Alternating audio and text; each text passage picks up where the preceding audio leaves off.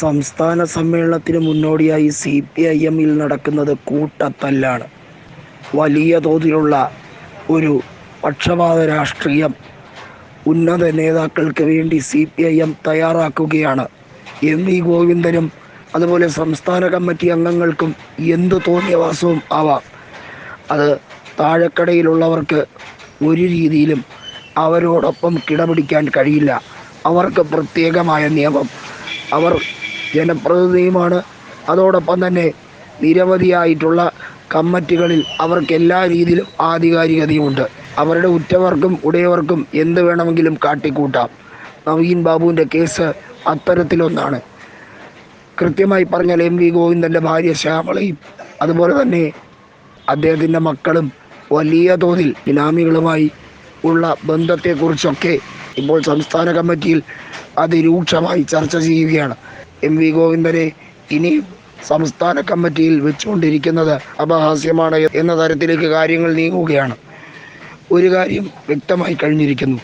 നവീൻ ബാബുവിൻ്റെ കേസിൽ പത്തനംതിട്ട CPIM ജില്ലാ കമ്മിറ്റി കൃത്യമായും കണ്ണൂർ ജില്ലാ കമ്മിറ്റിയെ എടുത്തിട്ടുടുക്കുന്ന രീതിയിലേക്ക് കാര്യങ്ങൾ പോവുകയാണ്.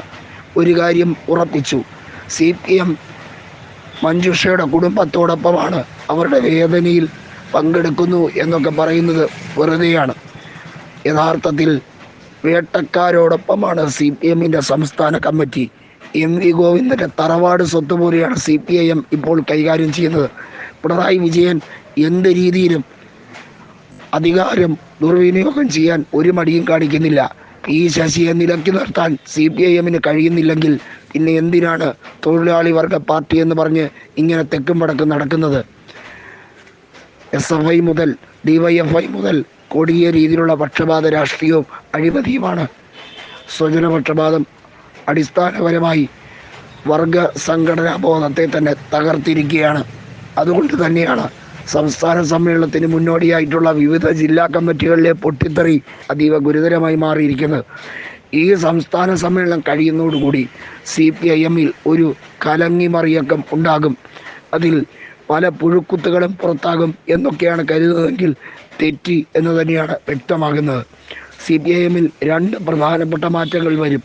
അത് തീർച്ചയായും പിണറായിയിലേക്ക് അധികാര കേന്ദ്രീകരണം എന്ന രീതി മാറ്റിയില്ല എന്നുണ്ടെങ്കിൽ സംസ്ഥാന കമ്മിറ്റി വലിയ രീതിയിൽ ഉത്തരം പറയേണ്ടി വരും.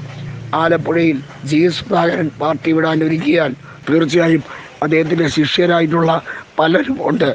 പ്രതിഭ ഹരിയടക്കം അവരെല്ലാം പാർട്ടി വിടാൻ ഒരുങ്ങുകയാണ്.